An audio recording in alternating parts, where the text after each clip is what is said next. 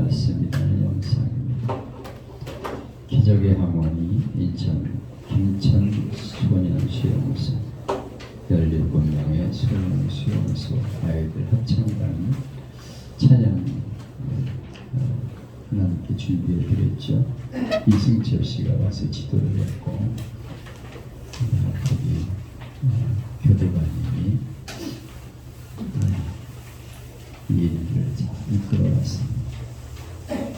소년원들에게 하나님 말씀을 전해서 그들이 예수님을 영접하고 새 사람이 되어서 내가 이렇게 새 사람이 되었습니다 하는 것을 찬양을 했는데요.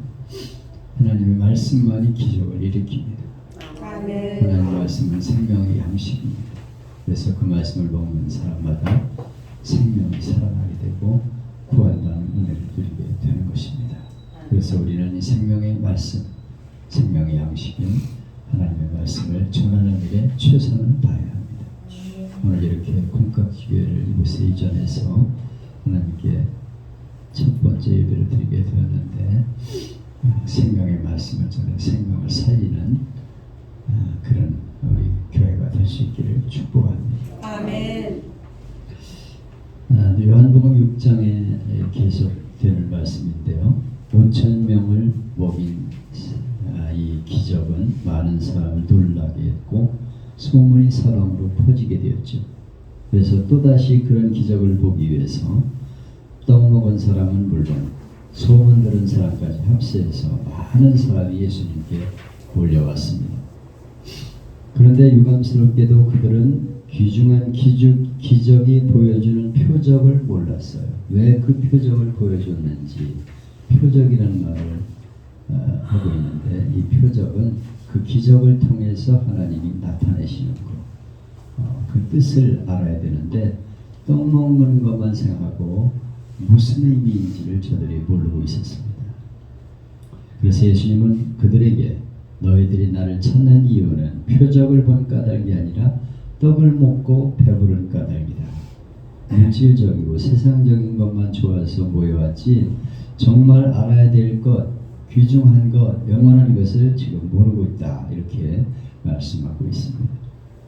오늘도 우리가 내가 진정 예수 믿는 이유가 어디 있으며 기도하는 목적이 어디 있는가를 한번 점검해 봐야 합니다.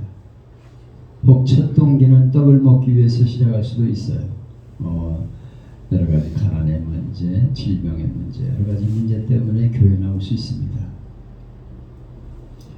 그러나 한두 번 얻어먹었으면 이제는 뜻을 알고 우리의 신앙이 성장해야 되는 것이죠. 교회 나오게 된 첫 동기를 보면 친구 따라 나왔고 교양 강좌 듣는 것처럼 나오기도 하고 병 고치기 위해서 나온 사람도 있고 또 아들, 딸 잘 되라고 나온 사람도 있고 또 장사 속으로 사업 좀 잘 되기 위해서 나오는 사람도 있어요. 큰 교회는 이런 사람이 많습니다. 사업을 위해서. 그렇죠. 소망교회는 그 사업이 어느 정도 규모에 잡힌 사람은 들어갈 수 있어요. 그게 몇백 명, 한 400~500명 된다고 해요. 그래서 자기들끼리 네트워크를 만들어서 서로 돕고 이렇게 한다고 합니다.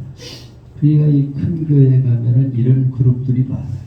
무슨 음악가 그룹, 미술가 그룹, 사업가 그룹 이래가지고 자기들끼리 끼리끼리 도와주는 거죠. 그래서 이런 교회들은 이런 목적으로 오는 사람이 많습니다.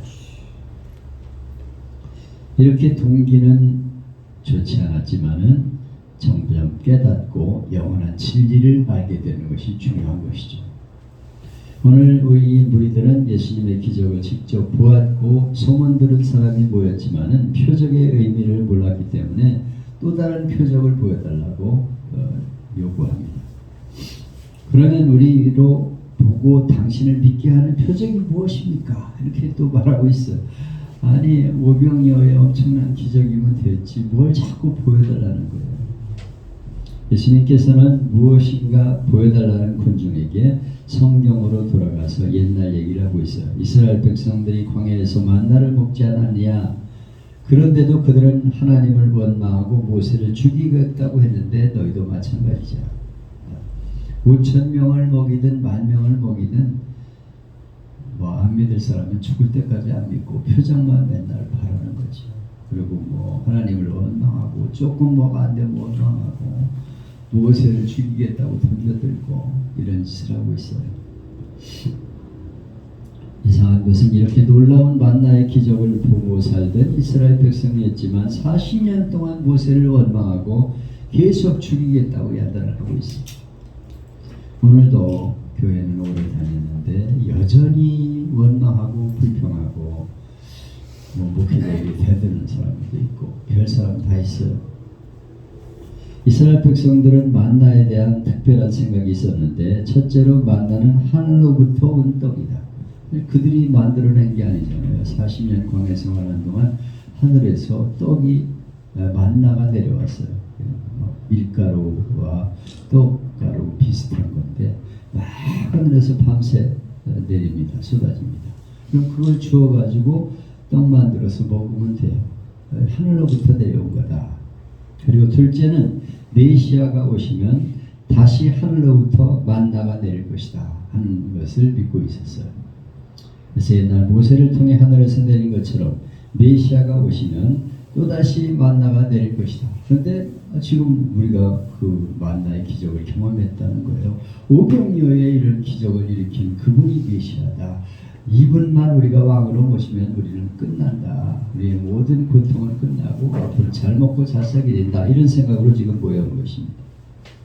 예수님은 그들의 바람을 아셨기 때문에 모세가 광야에서 만나를 준 것처럼 인자가 너에게 만나를 주었다. 이렇게 모세가 하늘에서 만나를 내린 것처럼 내가 너에게 만나를 생명의 떡을 주었다고 말씀하고 있는 거예요. 그러면서 이 만나의 의미가 무엇인가를 알아야 된다. 이렇게 말씀하고 있습니다. 내용을 자세히 보면 예수님 말씀이 이어지는 다음과 같은 거예요. 첫째는 이 만나는 모세가 준 것이 아니라 하나님이 주신 것이다. 하늘로부터 내린 하나님이 주신 것이다. 둘째는 이 만나는 영원한 생명의 떡을 상징적으로 보여준 것이다.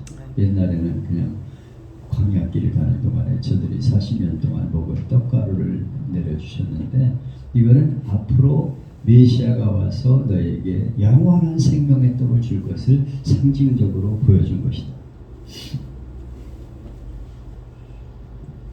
그러면서 이 생명의 떡인 예수님, 나는 생명의 떡이고 참된 떡이다 이렇게 말씀하고 있어요. 그러니까 생명의 떡을 우리에게 주러 오신 분이 예수님이시다. 참된 떡을 우리에게 주러 오신 분이 예수님이시다. 육신의 떡은 잠깐 먹고 배부르면 끝이지만은 나는 하나님이 보내신 생명의 떡이다.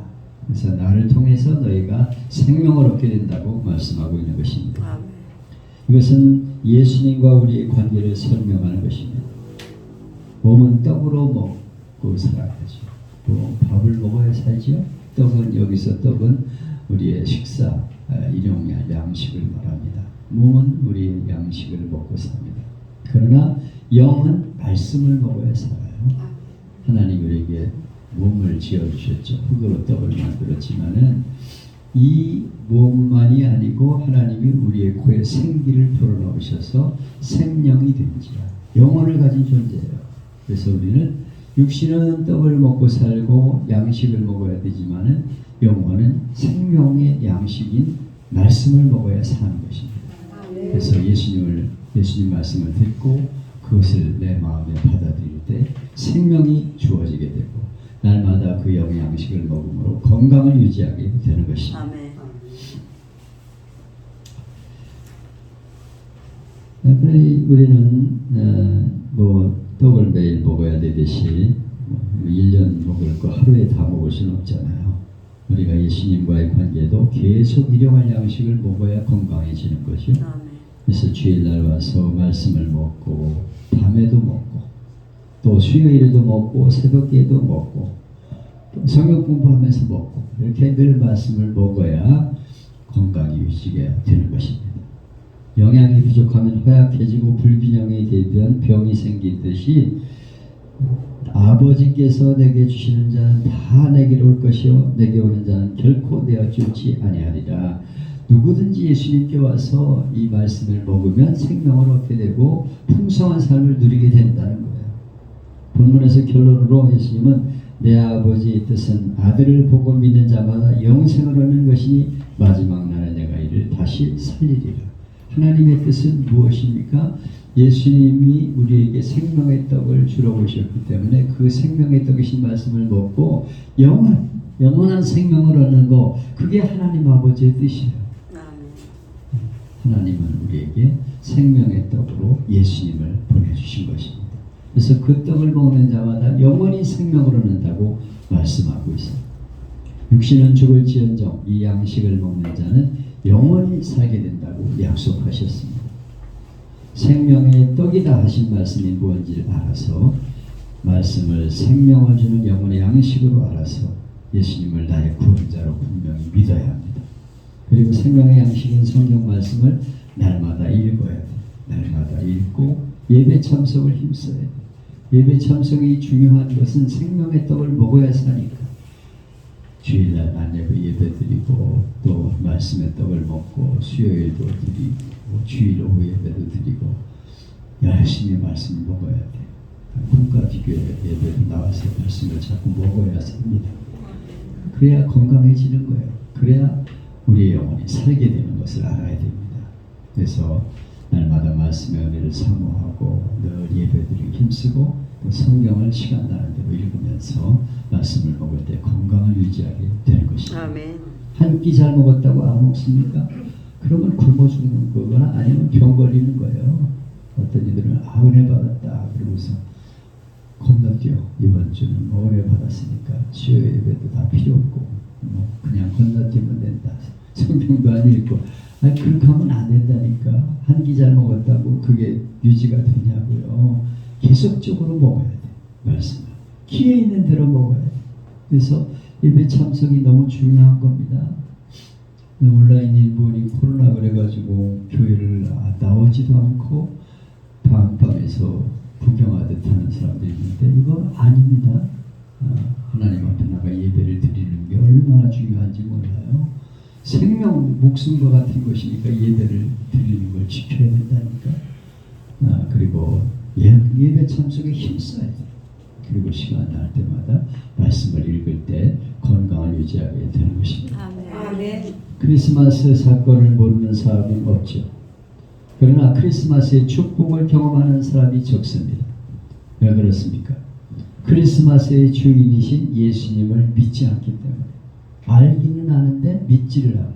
35절에 보면 예수께서 이르시되 나는 생명의 떡이니 내게 오는 자 어떤 사람도 줄이지 않고 목마르지 아니하리라 말씀하셨어요. 누구에게? 내게 오는 자, 예수님께 오는 자. 근데 36절에 보니까 그러나 내가 너희에게 이르기를 너희는 나를 보고도 믿지 아니하는가. 와가지고 믿지 않는 사람들이 많다는 거예요. 교회 와서 안전은 있지만 믿지 않는 사람이 많다는 것입니다. 문제는 예수님에게 사람들이 오지 않고 믿지 않는다는 거예요. 오지도 않고 믿지도 않고 와 있지만 믿지도 않아. 이런 사람들이 교회 안에 있다는 것입니다. 더러는 예수님이 해답이라는 것을 느끼고 관심을 갖지만은 끝내 그분을 믿지는 않고 있다는 것입니다. 이건 참 비극이죠. 앞에 잔뜩 먹을 음식을 차려놨는데 쳐다보고 먹지를 않으면 소용이 있겠습니까? 물이 목말라 죽겠는데 앞에 잔뜩 누가 떠다 놨는데 마시지 않으면 무슨 소용이 있어요? 교회는 나오지만은 믿지 않고 있어요. 사실은 오늘날 교인 가운데 나가보기에는 절반 이상은 안 믿고 있어. 그냥 나와서 형식적으로 앉아있지. 기도는 하고 있지만은 정말 주님을 믿지 않고 있는 거예요. 정말 믿는다면 기도가 얼마나 진지해지겠습니까? 예배가 얼마나 진지해지겠어요? 눈을 똑바로 뜨고 있을 거예요. 근데 와 앉아가지고 졸기만 하고 앉아있어요. 저희들이 예수를 진짜 믿고 있나? 이런 생각이 들 때가 많아요. 그래서 내가 계속적으로 확인합니다. 절기 때마다 확인하고 기회 있을 때마다 강단에 서서 당신이 예수님을 영접해야 된다. 믿어야 된다. 계속 강조하고 또 강조합니다. 우리 목사님은 설교 때마다 예수님 영접 기도시켜 이러는 사람이 있는데 이거 너무 중요하다니까요. 예수를 믿지 않으면 소용이 없는 거예요. 앉아있다고 되는 게 아니에요. 예수를 정말 믿고 있냐가 중요한 것입니다. 1930년대 세계문학계의 별은 단연 영국의 작가인 윌리엄 서머세트 모음입니다. 1965년 그가 91세 되었을 때 그는 인간으로서 갈망하는 모든 것을 가진 사람이 되었어요. 그는 부를 가지고 있었고 인기와 명예를 가지고 있었습니다. 그에게는 전 세계에서 로열티가 계속 들어오고 있었고 한 주에 평균 300여 통의 팬레터를 받고 있어요. 91세에도 팬레터를 받았다니까. 그만큼 그런 인기 있는 사람이고 사랑받는 사람이었습니다. 그런데 그의 인생의 실체는 어떤 것이었을까요? 그가 죽기 전 지중해 연안에 자리 잡은 환상적인 그의 집을 방문하고 돌아온 조카 로빈 모음이 이런 글을 남깁니다. 나는 나의 아저씨 윌리가 거두어들인 성공의 대가로 그가 누리고 있는 그의 아름다운 저택, 눈부신 정원, 그리고 값으로 환산하기 어려운 여러 가구들을 천천히 둘러보았다. 그는 삐접시에 그의 하인들의 시중을 받으며 식사를 하고 있었지만 창백하고 지친 그의 얼굴에는 어떤 것도 의미를 주고 있는 것 같지 않았다. 그런데 다음날 오후 소파에 몸을 비스듬히 기댄 채로 큰 글씨 성경을 읽고 있다가 그는 갑자기 내게 이렇게 말했다. 난 자네가 준 성경을 읽고 있다네. 사람이 만일 온 천하를 얻고도 제 목숨을 잃으면 무엇이 유익하리요 하는 말을 읽고 있다네. 그런데 말이야, 난 늦었네. 난 실패야. 이제 내가 무엇을 할 수 있단 말인가? 난 아직 죽지 않았을 뿐이네. 사람이 온 천하를 얻어도 목숨을 잃으면 무엇이 유익하리요 하는 말씀을 읽고 있는데 나는 이미 늦었고 실패한 인생이래. 나는 이제 목숨 붙어있는 것밖에는 없다. 이렇게 말을 해요. 그는 어마어마한 걸 누리고 있었지만 실제는 예수님을 믿지 않았기 때문에 그 모든 것들이 다 소용이 없고 의미 없는 것이 되고 말았습니다. 왜 안 하셨습니까? 지금 그 시간이 기회 있는 시간이라니까. 그 시간에 예수님을 믿으면 되잖아. 내가 예수님을 믿습니다. 내가 예수님을 믿겠네. 자네 나를 위해 기도해 주게. 그리고 예수님을 영접하면 되는 건데 그 소중한 시간에 나는 이미 늦었대. 내가 목숨 살아있는 것밖에는 할 일이 없다. 이렇게 말하고 있다니까. 얼마나 불쌍한 일입니까? 그 어마어마한 인기와 부를 누리고 있지만은 그는 예수님을 믿지 않았기 때문에 아무 의미 없는 그런 모습이 되고 만 것입니다. 해답을 두고도 해답을 신뢰하기를 거부하는 사람의 비극. 이것은 얼마나 예수님의 말씀은 진리입니까? 너희가 나를 보고도 믿지 아니하는도다. 예수님을 보고도 믿지 않아. 오늘도 교회 나와 예수님 앞에 있으면서도 믿지 않아. 말씀을 들으면서도 믿지 않아. 예배는 참석하고 있지만 믿지 않아. 이런 교회인들이 너무 많습니다. 그들에게 정말 당신이 예수를 믿고 있습니까? 확실히 체크를 해야 됩니다. 그리고 예수님을 분명히 전해줘야 돼. 그 일을 위해서 이 콩깍지교회가 존재하게 되는 것입니다. 네. 여러분, 예수님이 생명의 양식을 주러 이 땅에 오심을 분명히 믿으십니까? 그렇다면 생명의 양식인 성경 말씀을 가까이 하십시오. 날마다 식사를 하고 간식 먹듯이 말씀을 읽고 묵상하세요. 그러면 우리 영혼이 건강을 얻게 될 것입니다. 그리고 힘을 얻어서 날마다 우리의 소중한 양식인 예수님 말씀을 사랑하는 가족들에게, 친지와 이웃들에게 먹이려고 해야 돼. 자꾸 전해주고 예수님을 믿게 만들어야 합니다. 그것이 우리 콩깍지교회에 세워진 목적입니다. 우리가 춥지만 이 자리에 와서 예배를 드리는 이유는 이 콩깍지교회를 통해서 생명의 양식을 공급하시기 때문에 오늘도 살아있다고 움직이고 돌아다니고 많은 걸 얻겠다고 노력하는 사람들이 있지만 그 사람들은 죽은 영혼이에요. 죽은. 그렇게 생명의 양식을 공급하기 위해 교회가 있는 것. 그 일을 위해서 우리가 힘껏 함께 힘써 달려가서 영혼을 구원하고 생명의 양식을 먹이는 우리들이 될 수 있기를 축복합니다. 아멘. 그래서 너희는 먼저 그의 나라와 찬양을